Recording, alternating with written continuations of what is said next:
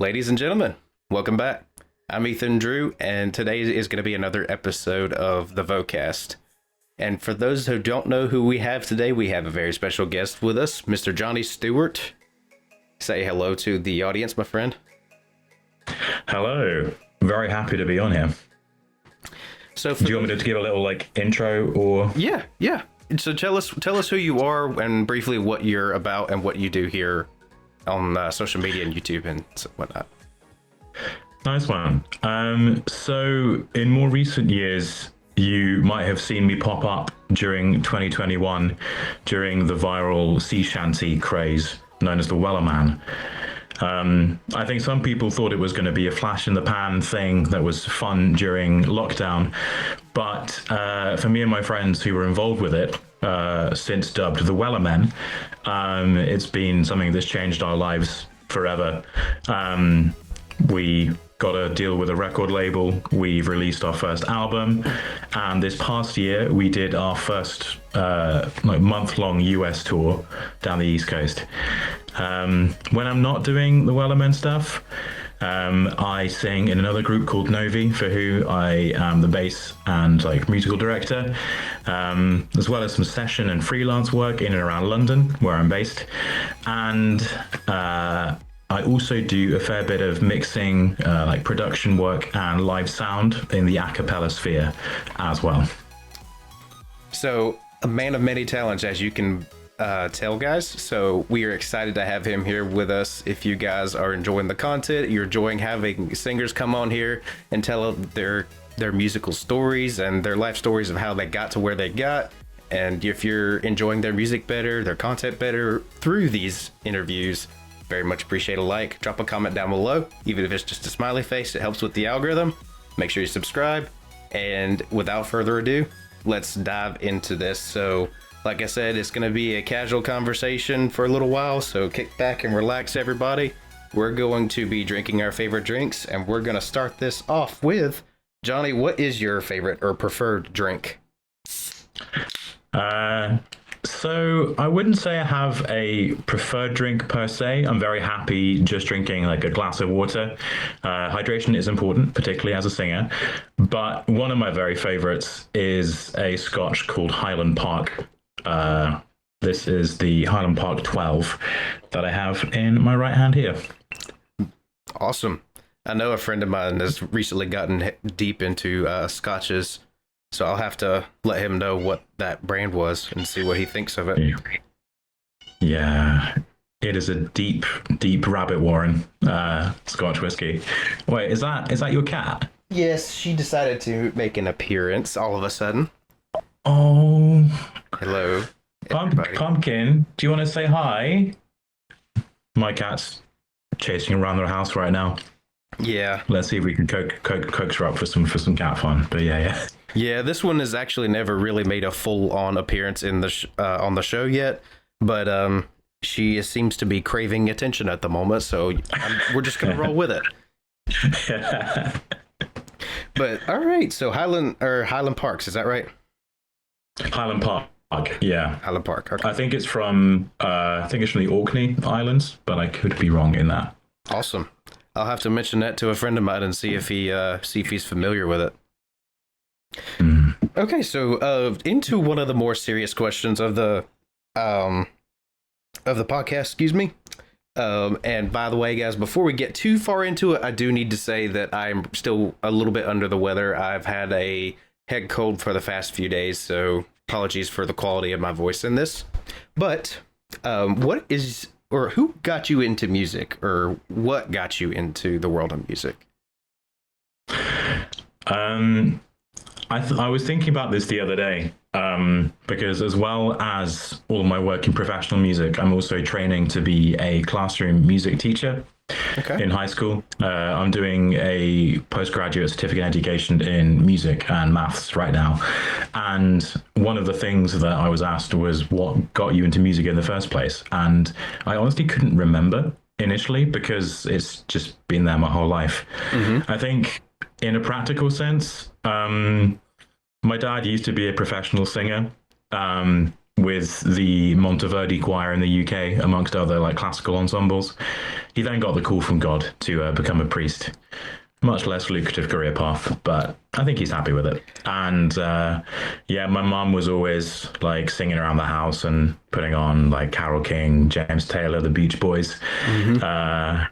And yeah, that led to me like just falling in love with music and then becoming a boy chorister at Winchester Cathedral, which was, yeah, I would say like the most formative experience in terms of getting me good with like learning music quickly, like sight reading, blending. Sure.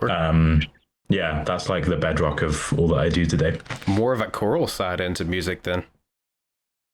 Oh yeah, I've been pretty square most of my life with music, really. I think I didn't really do more of this sort of folky kind of stuff until I would say university. Yeah, I was in a college group called All the King's Men at KCL, and also played in a folk rock band with our now manager / label head, actually, for the Wellermen.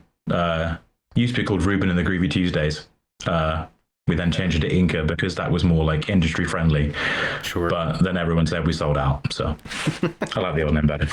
Absolutely. A beautiful start into music, just always having it in your life at that point, right? Yeah, I was struggling with this while I was teaching the other day, like trying to simplify music and scales for people who just haven't grown up with it. It's definitely making me a better teacher, but I never had to ask what a scale was. I just knew it from singing and doing like piano lessons. Oh, that's a scale. Oh, that's a chord.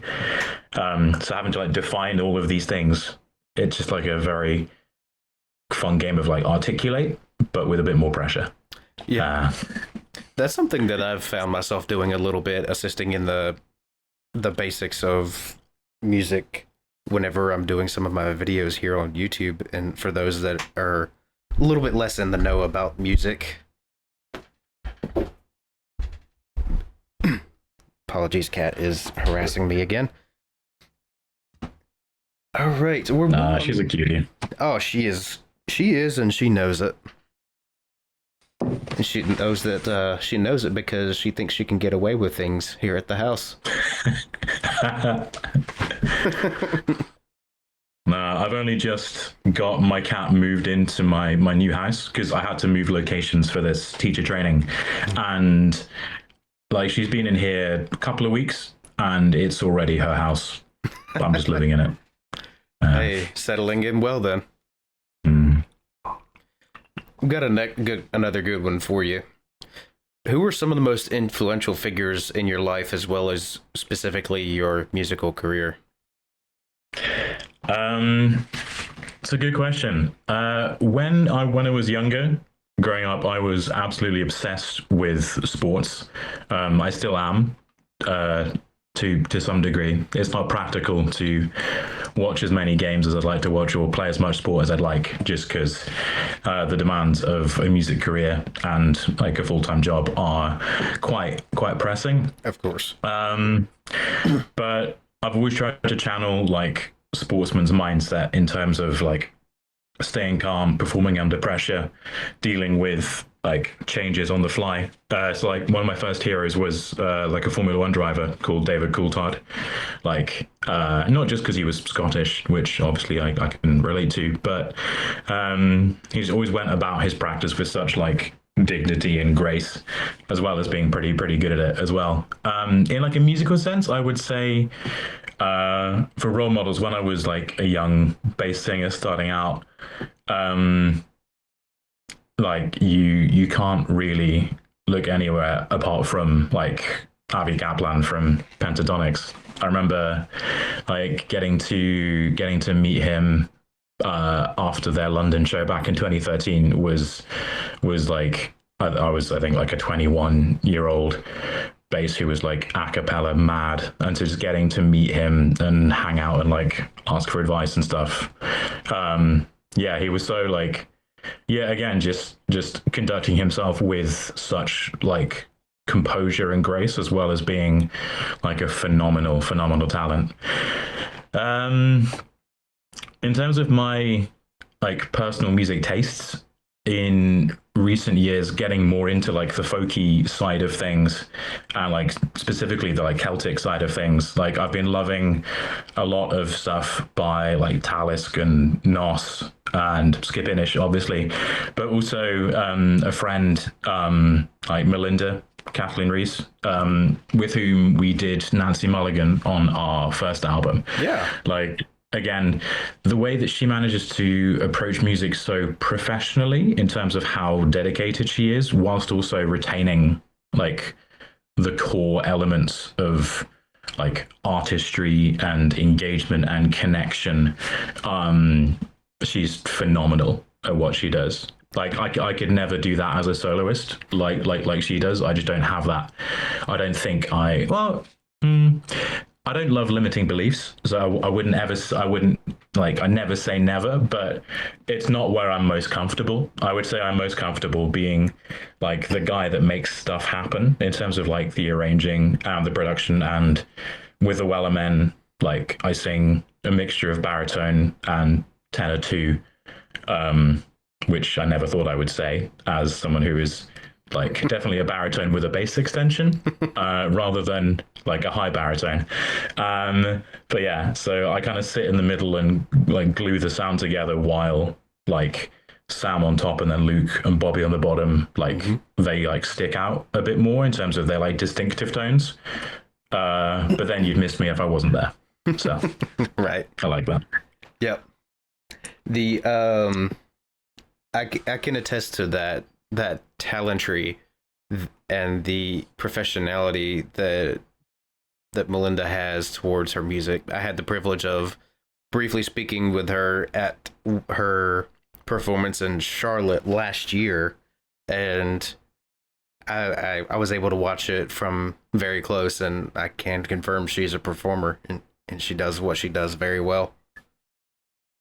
But there's this like switch that clicks with like the very best performers. Like it's obviously natural, like it's not forced or fake, but she did Nancy with us at our New York show on tour, and previously in like the sort of Czech and stuff, we were just chilling, just like, yeah, all good. And then like she like as soon as it was showtime and like pitch went, she just snapped into it. It's like, wow. Like, yeah, seeing it from literally like as close as I am to this glass of whiskey, like, yeah, it was inspirational. I love being inspired by people around me. Like, I think often people can be embarrassed to say how much they like something or how much they respect something or how much they're a fan of something, particularly if you're like trying to do the thing yourself.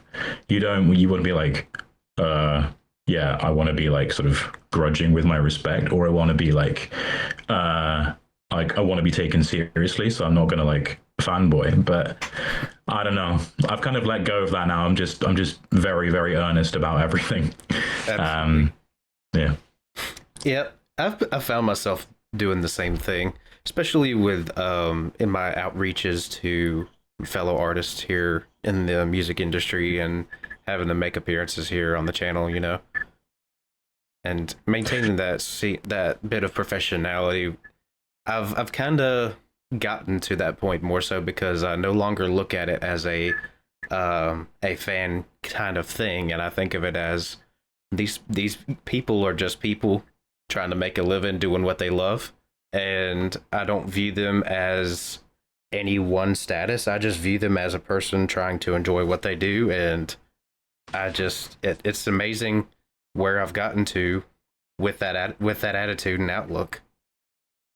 Yeah, recognizing like the humanity in performers, that's quite a current topic, I think, with like various artists in recent months. The most prominent recently being like Chapel Roan, obviously being like speaking out about like people being sort of like entitled to their space, like their time, their like life.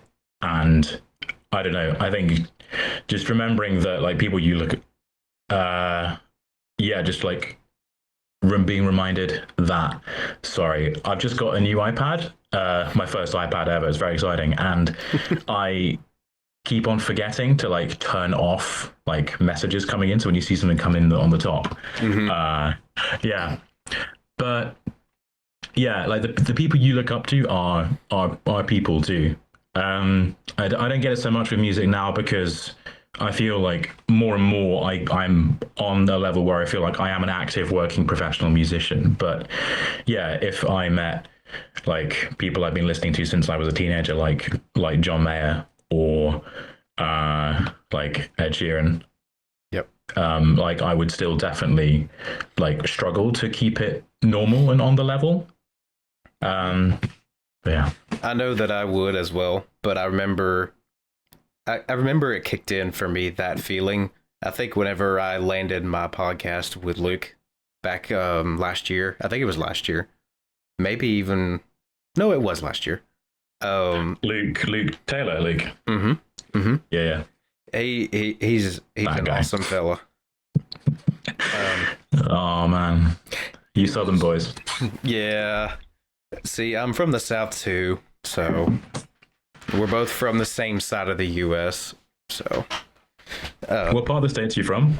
So I'm from North Carolina, but I don't recall off the top of my head which state Luke is from off the top of my head. But I'll have to do my research, go back on the podcast, and re-listen. Oh, I mean, I can cheat and tell you, like, the family's based in Pennsylvania. He definitely has some. But he definitely has some. Like, I'm fairly sure he has some Texas in there, and he's based in Virginia. Yep. Like country boy Virginia right now. Yep. But yeah, we got to go to his family home while we were on tour. Yeah. And it was just beautiful house, but also just such lovely people. You can tell when you meet someone's parents, and it's like, yeah, like that's the reason like my friend turned out okay. Absolutely. Yeah, very grounded. But yeah, so I think that was whenever that feeling finally kicked in for me, was that podcast, and then following a couple different ones that came along after that. You know, I had the privilege of speaking with Elliot Robinson, you know, Bobby Bass, you know, such a cool dude. I'm in talks with a couple of people that right now that are, we'll keep their names a secret for right now, because things are not set in stone. But I'm in talks with a couple of different people that I never thought I'd be able to talk to, and it's really nifty to be able to say that you are at a point in your professional musical career that you can just casually chat with these people like they are your friends, because they are. And I don't know, it's just, for me, having recently become a part of the music industry only the end of 2022, it's a great feeling for sure. Yeah, I think one of the things is like realizing that you belong. Like, there's not ever going to be like a moment of truth or like a magic point at which someone will be like, you are accepted, you belong here. It's like a feeling that we either get naturally or a thing we have to tell ourselves. Like, imposter syndrome is so common, like even at like the very, very top. Like, people either think that like getting that feeling of belonging means that they're like complacent, and like I do think you have to constantly redefine what making it means for you. Like, if, say, before all the Wellermen stuff, if you said that I will arrange and produce and release a song that has like nearly, I think, 20 million streams or whatever at this point, I would think, yeah, that could be a like I've made it thing, because like I obviously hadn't had that before. Sure. But now that I have had that, it's like, what's next? And yeah, I don't know. I was about to go on a bit of a spiral about like contentment and how do we know when we're like, how do we know when is enough? Um, but I think weirdly, the whole like crazy virality, like explosion of the Wellermen, that has helped me realize that like yeah, like numbers are cool. Numbers are really cool, but like it's more about what the numbers mean. Like, um, if I put out something either with a group or solo and it connected with like a couple of people and they and like it did something for them, that would honestly mean as much as all of the crazy numbers. So it's nice that we do both, basically. Yeah, that sticks with me. What you said there is it's not the numbers that matter. That's a very powerful statement. I'd say. Especially, yeah, you can't rely on like an algorithm or a platform to get your content out, even if it is absolutely brilliant. The case in point, hoist the colors. The recent, the more recent viral smash that I think is now 30 million plus. Yes. Thank you, Pirates of the Caribbean talk, North Sea talk, and whatever. Some of the stuff I've seen people setting it to has been like a little bit crazy.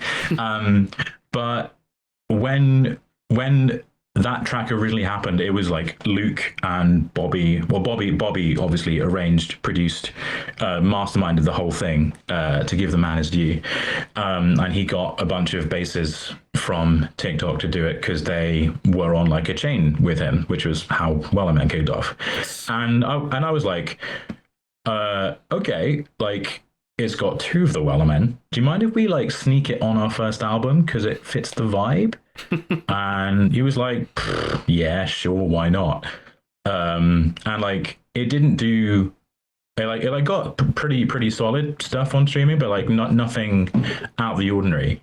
But then as soon as like that track was out in the world for 3 years before this crazy pinball happened, and it wasn't any less good because like before it had the numbers. If that makes sense. Absolutely.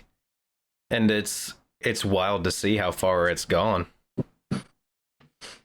Yeah, I have the kids with the job I had last year. I was working in special needs education at this wonderful grammar school down in Bournemouth, and they used to sing it in the lunch queue as I was getting lunch. Once they figured out that like I was, so we actually had to redo a version of Hoist with myself and Sam on it, so that we could make it properly a Wellerman track. Right. So with all of the the a cappella version and the remix from Excision and Sullivan King, and also the that other remix from Germany, I've forgotten the name, but it was really, really good. Like we're on all of that. But yeah, once they clocked that Mr. Stewart was like one of the sounds of the North Sea, they just wouldn't stop singing it. It was cute. Yeah. Oh, next one.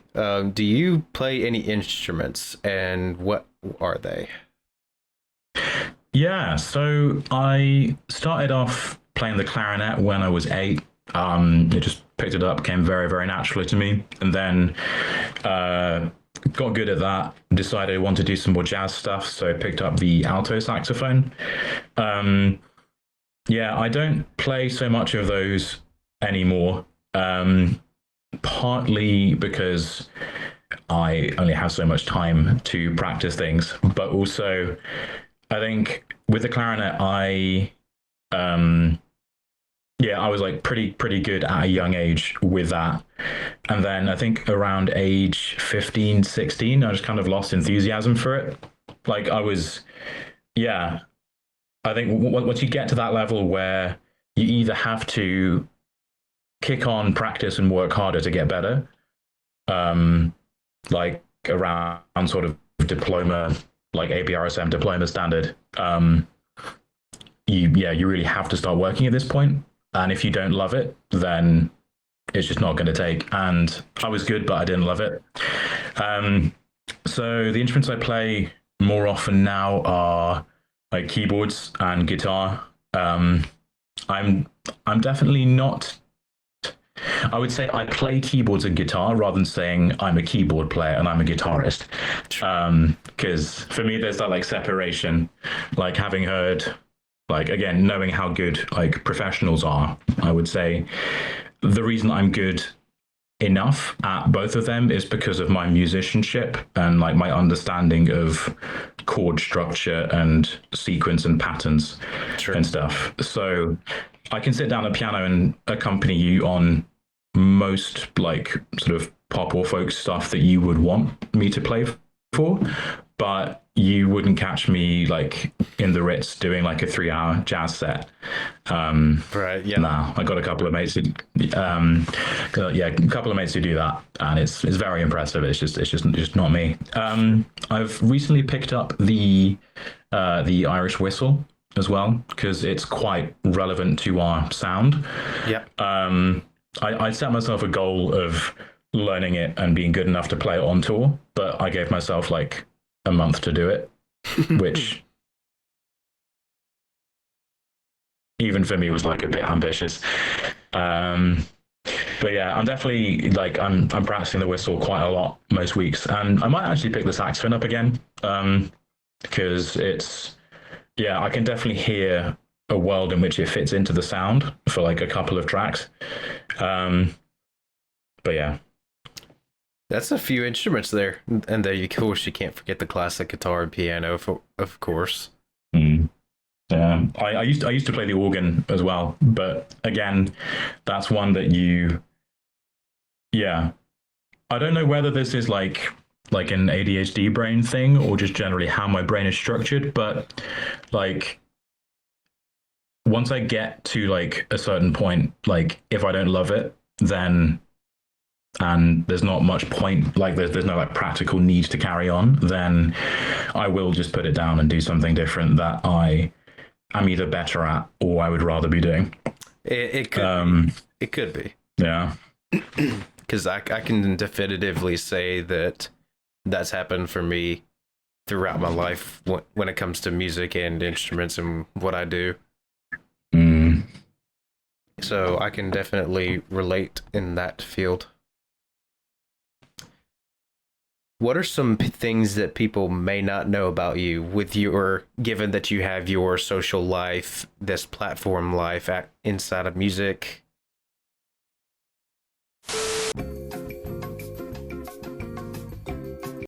Last couple of years, I think that was even like predating lockdown. Obviously, it got a bit more the case during lockdown. But no, love playing FIFA, or now EAFC as it's known. Like the ultimate team mode is so like compelling if you're just a massive sports nerd / history nerd like me, or like history of sports nerd, because you can put together like sort of past and present teams from your favorite club with like a bunch of like special release cards kind of thing. Also love like fantasy games. Big into Baldur's Gate 3 at the moment. Baldur's Gate. Also like sort of strategy history type games. I love like Crusader Kings, and I've also discovered that Rome Total War and Medieval Total War are available on iPad. And I wish I didn't know that because that might break my productivity. But no, I've not downloaded them yet. Resist the urge, right? Resist the urge.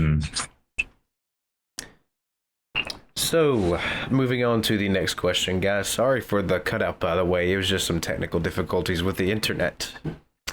So what are some things that you do in your off time when you're not participating in music activities, recording, etc.? Sleeping, trying to. I think, yeah,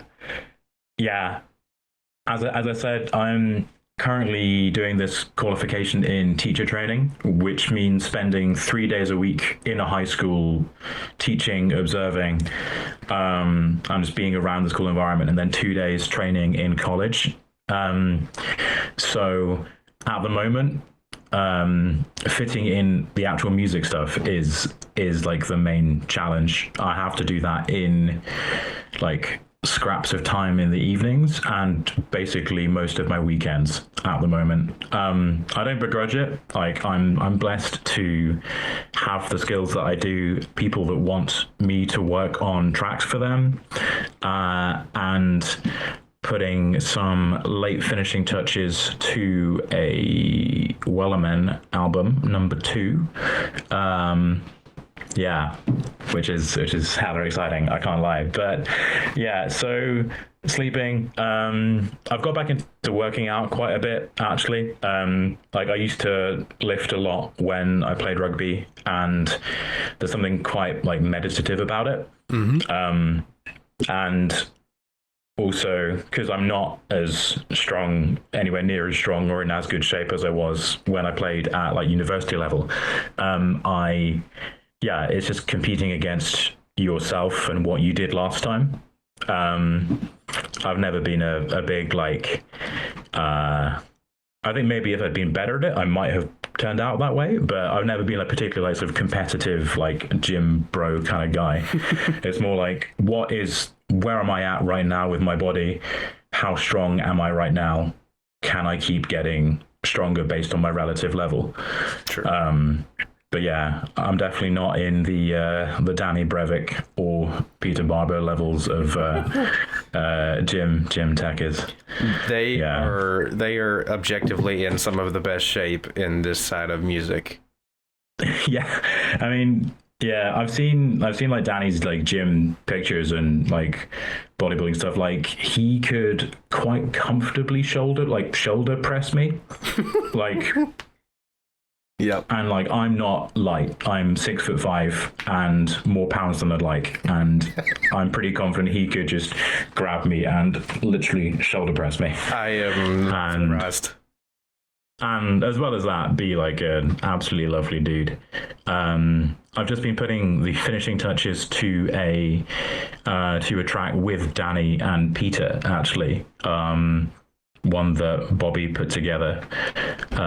Also got Lauren Paley on it.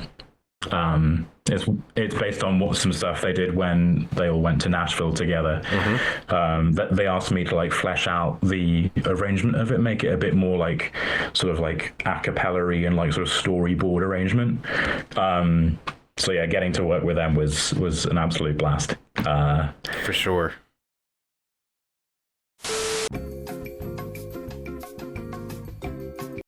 All right, back to it, guys. Sorry, we had another issue, but it wasn't the same issue. So no, but we are back. Third time lucky.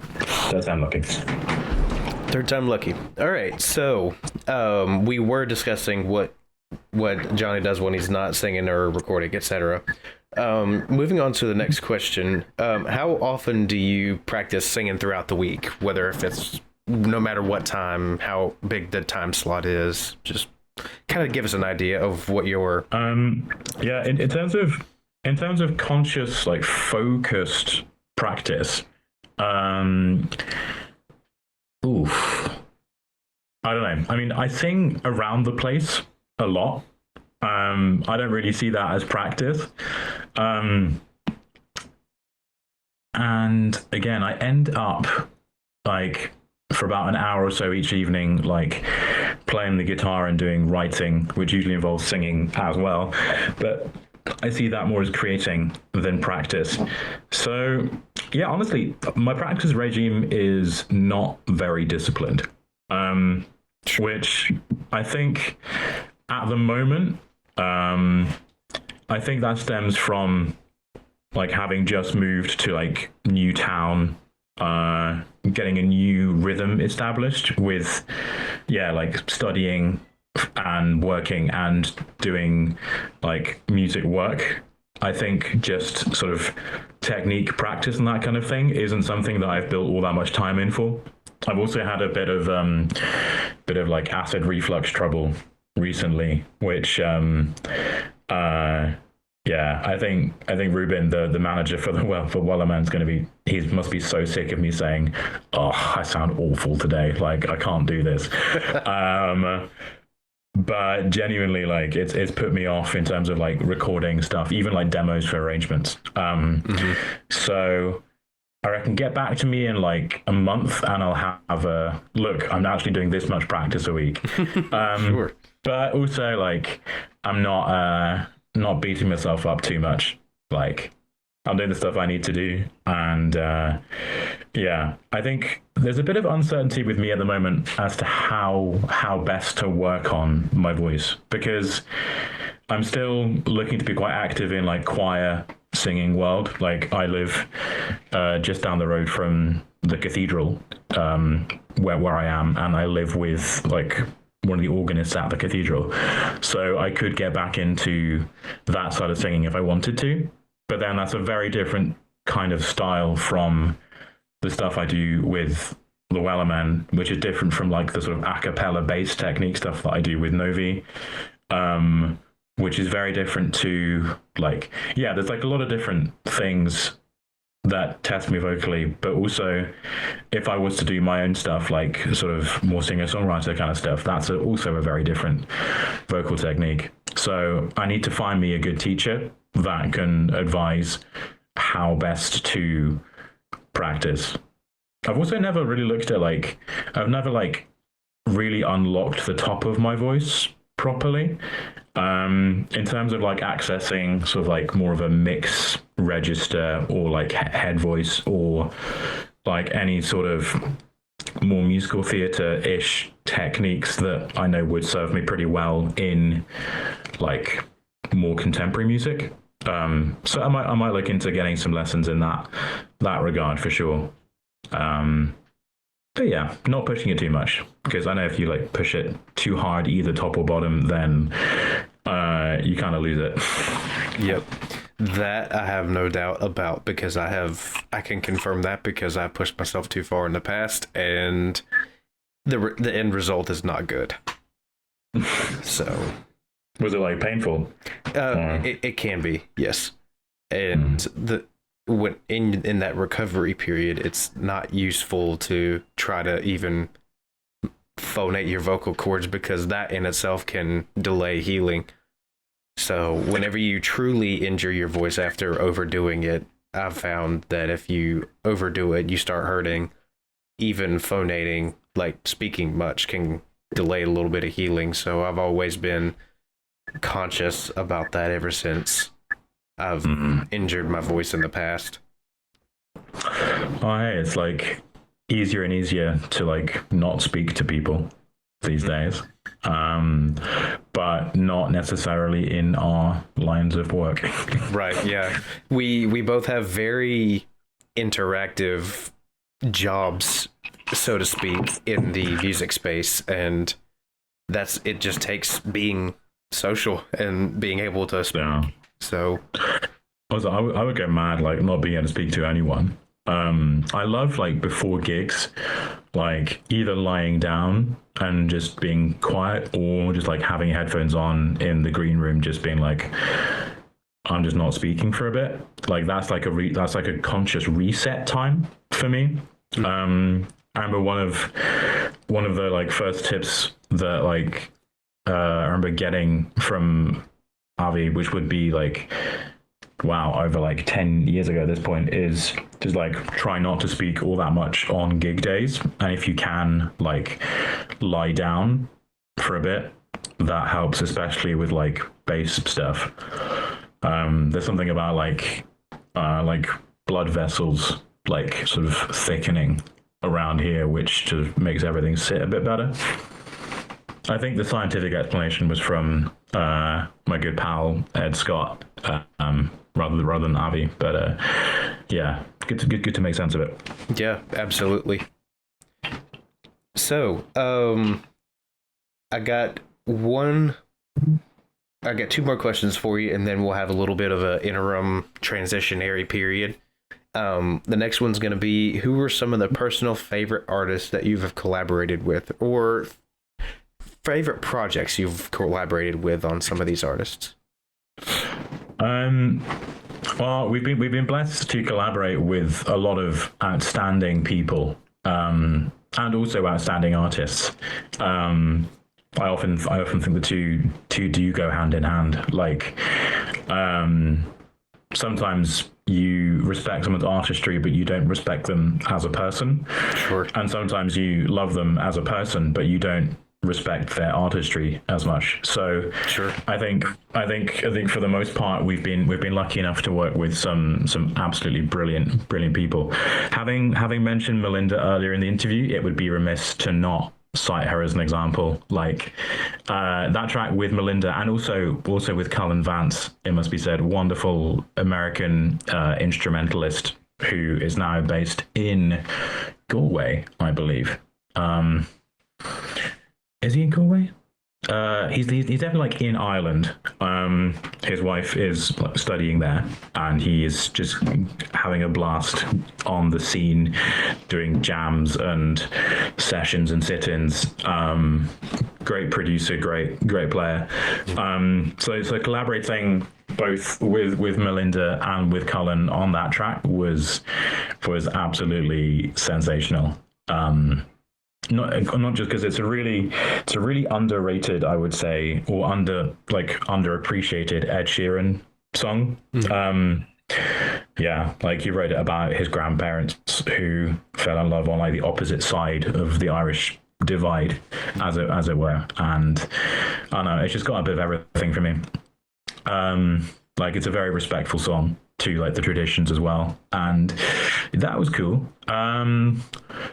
But also, yeah, I mean, you could run through most people that we've done stuff with. I would say, yeah, absolutely. Ones that are sticking out a lot right now.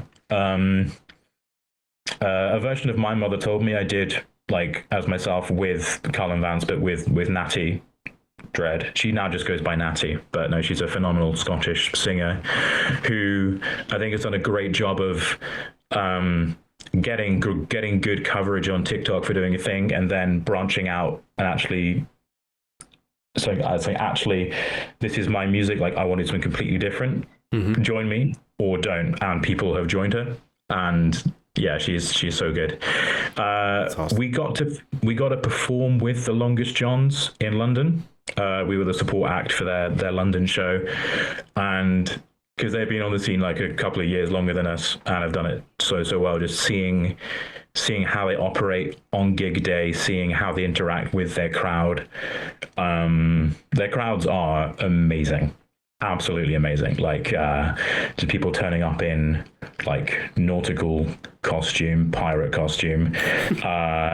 They know all the words. Like, it was like, you wouldn't expect, when we were doing our opening set, no one's ever sung like sea shanty lyrics like Back at Me before when I was singing them. It's like, oh, you guys know the words. We're going to be a very good night. But then also it just evolved into, because sometimes with UK gigs, I'll quickly round off so we can get to the next question, but with UK and sometimes European gigs, because there's not always enough budget to get Luke and Bobby over here, we have a couple of regular deputy members that sing when they're not able to. Yeah. Both of them, Rob Lindsay and Todd Harris, they were in All the King's Men at King's, not while I was there, but a couple of years afterwards. Okay. Like, exceptional humans, great singers, great musicians. But yeah, Rob and I are both quite big, like, Lord of the Rings nerds. And also, because Sam was ill that day, we had to get another guy, Andy Carter, who's now on tour globally with Phantom of the Opera. He was doing tenor for us. And we just got so carried away with how boisterous the crowd was that we just started making Lord of the Rings jokes on stage for like a couple of minutes, and then we ran over and couldn't do our final number, Spanish Ladies. But yeah, so yeah, lots of amazing people who we've collaborated with, and I'm sure even more wonderful people who we will sing with in the future. I would agree with you on that one. It's only up from here, right? Yeah, I mean, there's definitely potential to go down. Like album number 2 could bomb, people could hate it, but I have a funny feeling they won't. Like, the first one was okay. Let's give people what they would like from a sea shanty album, and then chuck in some other really fun stuff as well. This one is more okay. No expectations. What do we want to put on there? Yep. And I think it's gonna be really, really special. I concur by the way you're explaining it. It's gonna be great. One more question, and then we'll have a bit of a transitionary period. Do you have any general advice for people that sing or want to sing, or even perhaps make a career out of vocals? Yeah, I think one of the biggest pieces of advice I got early on in my career was say yes to as much as you can when you have the time to do it, and don't get stuck into like one lane. Don't get stuck into just doing one kind of thing if you can possibly help it, because I think when your voice is maturing and developing, what you sound like in your teens will not be what you sound like in your late teens, which will not be what you sound like in your 20s, mid-20s, and so on and so forth. Like the voice changes at like obviously there's like a genetic element to how the voice matures. So I guess especially if there's any like lower voice singers listening, like be patient with yourself and don't push it. But yeah, try and be like as flexible as you can, say yes to as much as you can, and you're never too big or important to learn new stuff. It annoys me so much when I see people thinking that, oh, I am at this level, so I don't need lessons anymore. Like people who perform in like the Royal Opera House in London have singing lessons.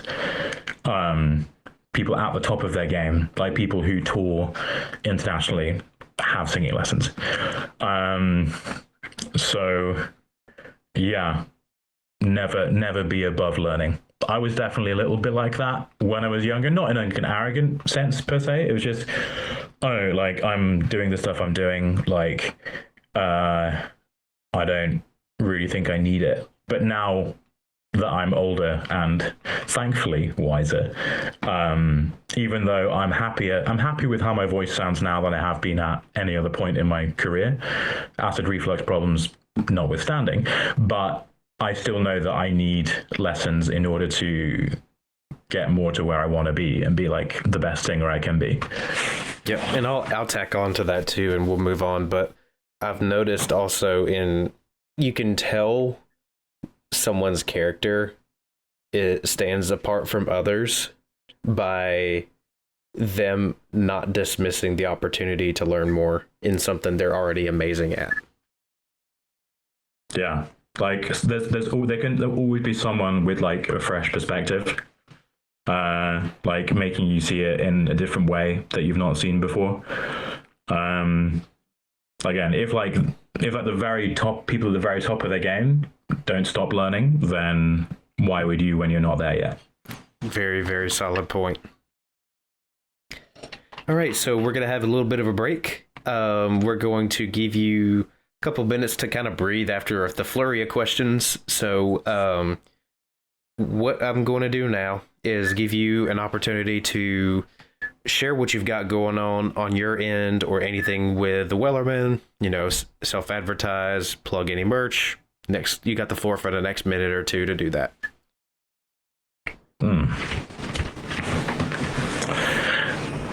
Okay, thinking.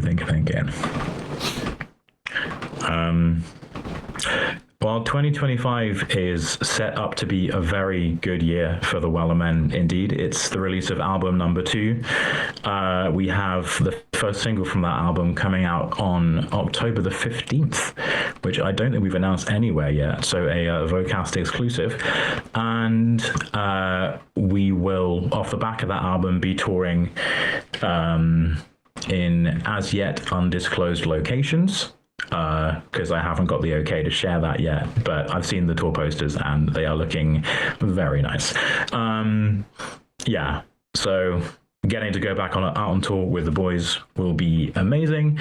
Got a fun gig with Novi coming up in Valencia at the back end of November, which I think is our first gig as a group with all 6 actual members for quite some time. That'll be special.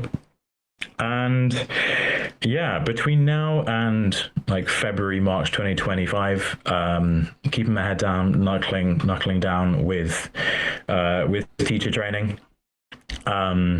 I'm enjoying the experience a lot so far, and I think whether or not I become a full-time classroom teacher, I think it is making me a better person and a more dedicated like practitioner of my craft, whatever my craft for that day happens to be.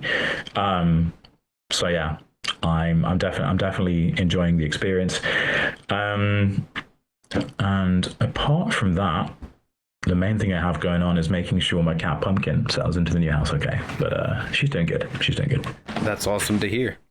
So guys, whenever that information is freely available for the all the touring and such for 2025 and the Wellermen, be sure to stay tuned to their socials and whatnot to find out what dates, times, and locations those are, so where you can attend. And the next section here, if you are finished with your piece, is a small little section dedicated to the guests that they are allowed to ask whatever burning questions they may have for me. So they have a next couple of minutes to kind of ask anything that's on their mind, and then we move on to the last stretch of questions. So anything that you wish to ask, you have the floor. Yeah, North Carolina seems a fascinating state to me in terms of how it's split up.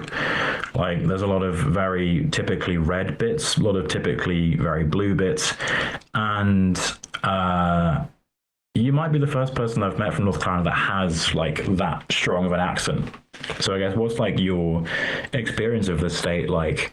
And also, how is it doing right now in the midst of all that it's been hit with? So I've found that it's a great state overall. I feel like, of course, every state has its issues, of course, but I love it here. I've been born and raised here.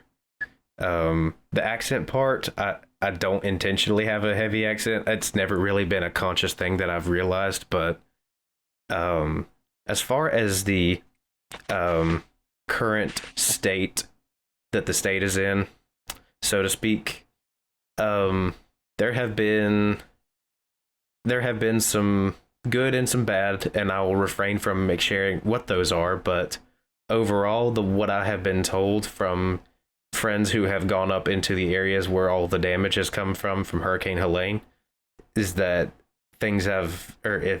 the damage is astronomically high, like unfathomably high in that area because there was no time to prepare.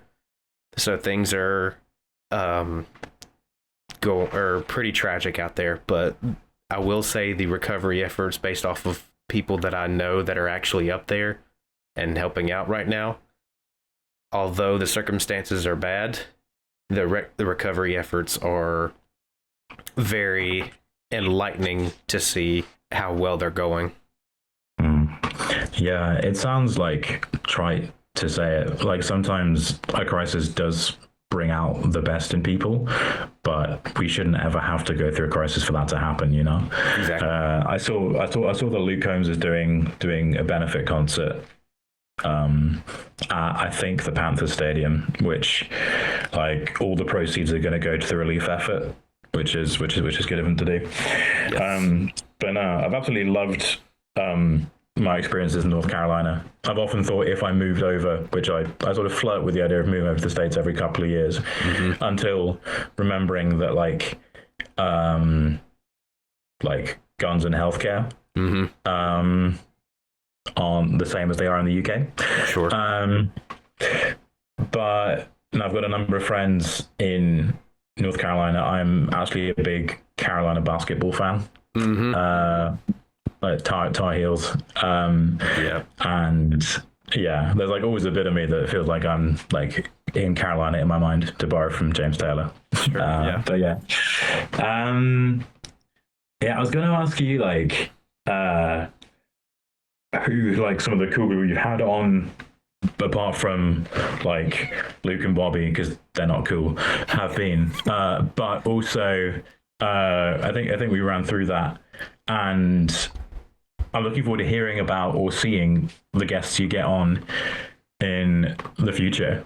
I guess also like, do you manage to make much time for your own music with like all that you got going on? At this stage in life where I'm at, post marriage, by about approaching 5 months at this point. Oh, congratulations, man. Thank you. Post marriage 5 months, it's kind of hard to find time for my own music. I tend to focus more of my energy into YouTube and videos for YouTube, but I like to do more of a hobby style of music where I'll do, you even did it yourself, like duets and such on TikTok. That's more where I do most of my musical content at the moment, at least. But I do find it a little bit hard in my shoes, so to speak. But I know that it all works out like that, like it's supposed to, because I know this is where the primary bit of my content comes from, is these interviews and the actual YouTube content. Yeah, like as much as it is good to do like as much different stuff as you can, like when you've got stuff that's like taking off or doing well, you kind of have to ride the train. Yeah, an opera singer friend of mine, Ed Dannon, when I sort of was telling him about all the Wellermen stuff, and it's just like, I feel that like I feel like I'm not getting to do as much of the other stuff that I might like to do.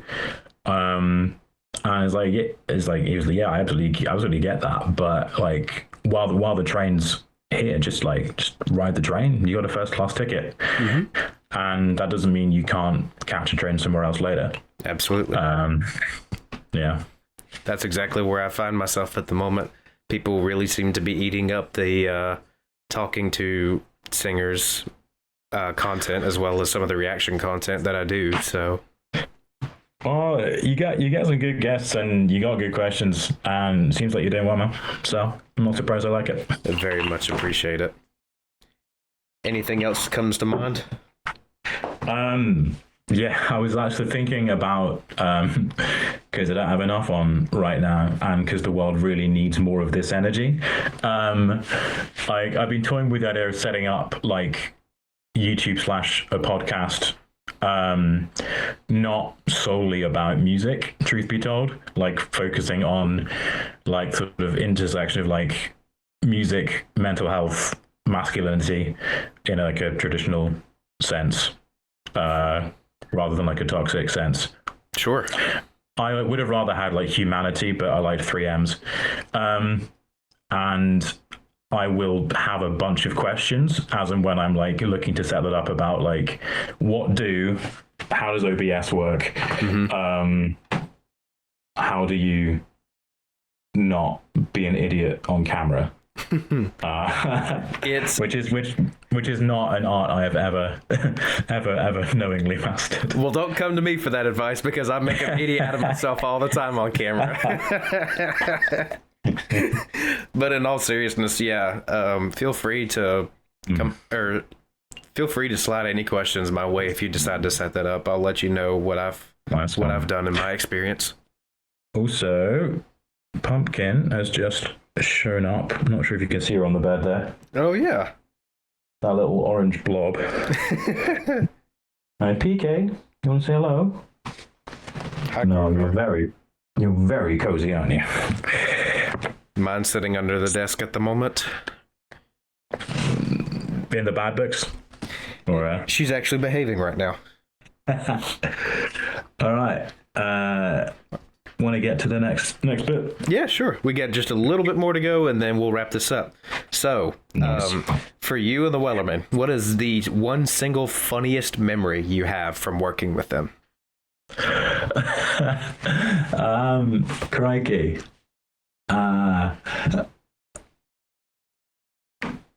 Okay.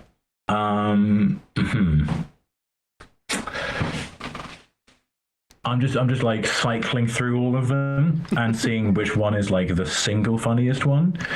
I'll go with like the single most embarrassing one. All right.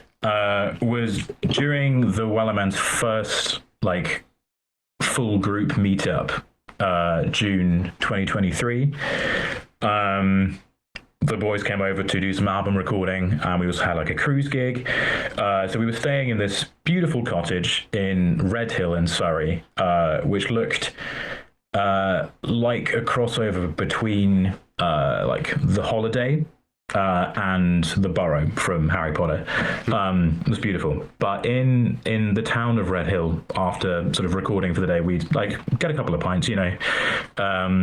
Check out the bar scene, show the boys some real British scran, as it were. But yeah, the first time we did this, I learned something very quickly about Bobby in terms of what his favorite beverage is and how unabashed he is about it.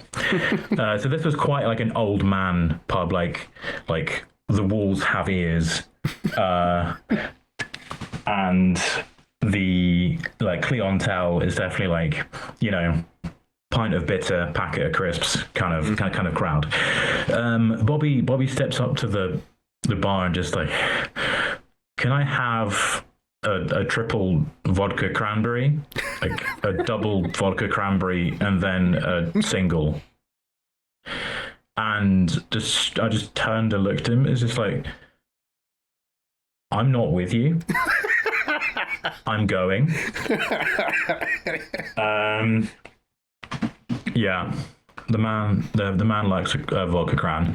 The other like wholesome memory on US tour this year was en route from Thornton, Pennsylvania, where Luke's family live, to New York for our show. We all stopped off at Boot Barn and bought either like cowboy boots. I love mine so much. They are so good. Or in some people's cases, like ridiculous shirts, like just ridiculous Western shirts. Mm-hmm. So the gig photo from New York, it looked as if we were like a like Brad Paisley cover band, if you'll excuse my French. No. It was quite ridiculous. Yeah, and then Melinda just turns up in this like beautiful, like flowing, like Irish style dress, and like Bobby's wearing his pointy boots. Seb, who was coming for Sam on that tour, has got his pearl snaps. Luke looked authentic because that's what Luke does, and I was trying not to get blisters from my nice new cowboy boots. But yeah, good times. For sure. And that sounds like it was an incredible time. Mm-hmm. All right. Next question.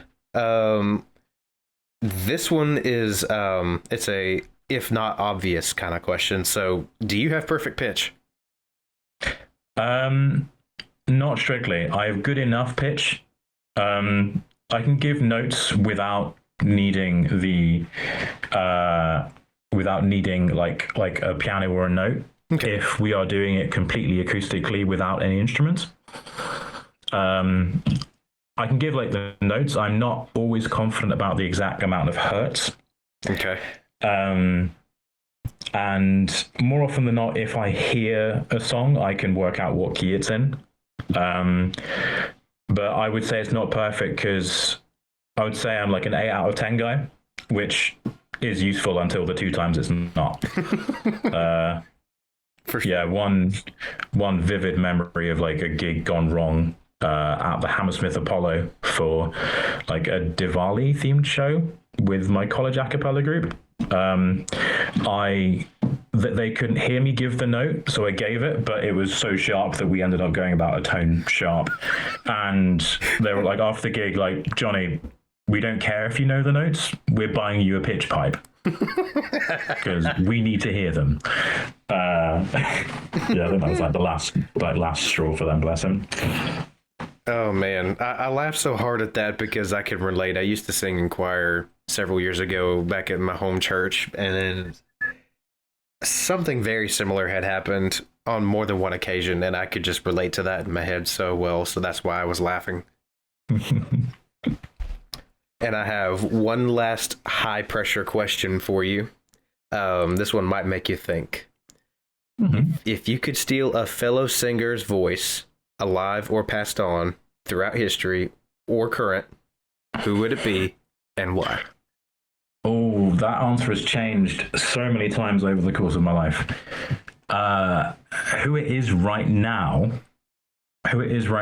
is Chris Stapleton. Mm-hmm. For so many reasons. Like, it looks effortless. It sounds just raw.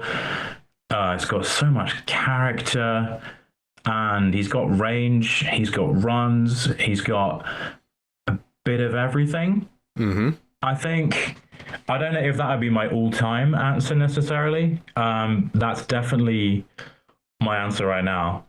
At various points, I've wanted Avi's voice. At various points, I've wanted to have a sex change and have Sarah Bareilles' voice.